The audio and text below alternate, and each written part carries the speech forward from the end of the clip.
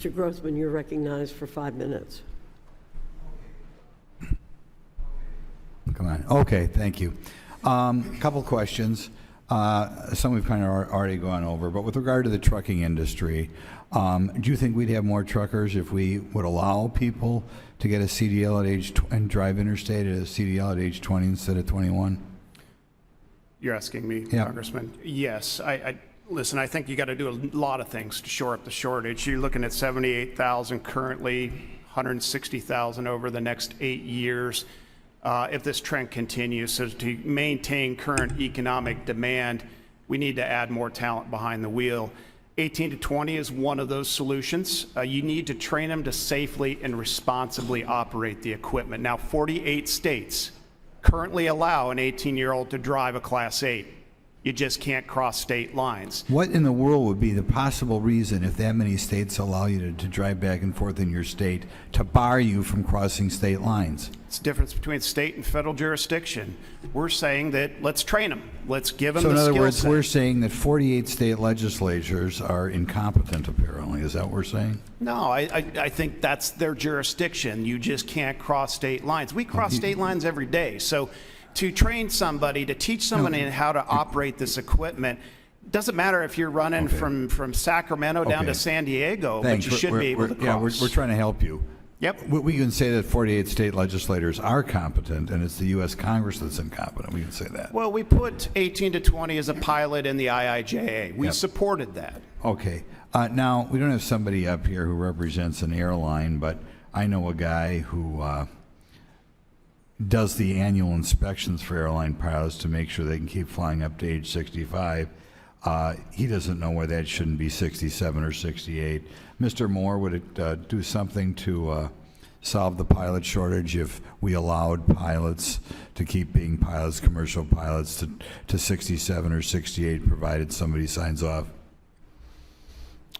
I think we just, look, I don't know the specific situation with pilots, but we need to have a cultural shift in America where Americans are rewarded for working more years. We're healthier than ever before. Okay. We have longer life expectancies. And as I mentioned, please address that issue with Social Security, because it's just not fair to people who work past the age of 70. Well, okay, Mr. Akers, there are a variety of programs that are phased out as people make more money.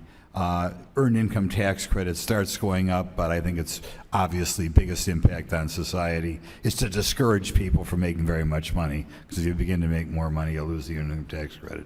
Low-income housing, food stamps, Medicaid, Pell Grants is another program that discourages people from working, or you're no longer considered poor.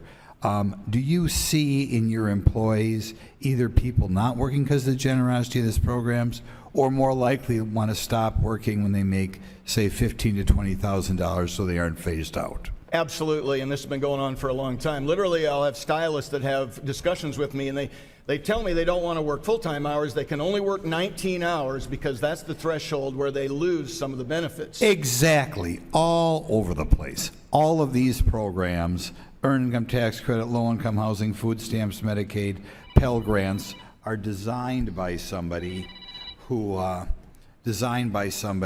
wanted to discourage people from working. And I'll point out, all those programs are also designed by somebody who wants to discourage marriage.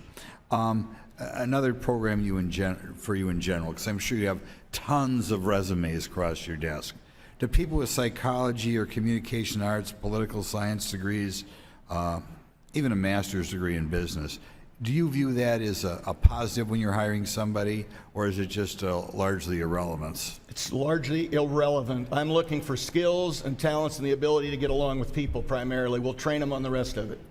Okay, I heard one employer say that he didn't like to hire people with master's degrees because by then they'd spent so long in college they had to be deprogrammed.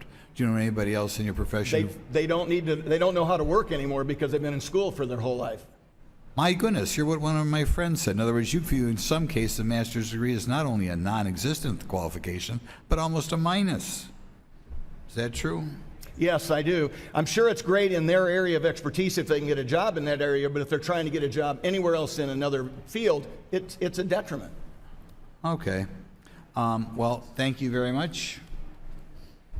Thank you, Mr. Grothman.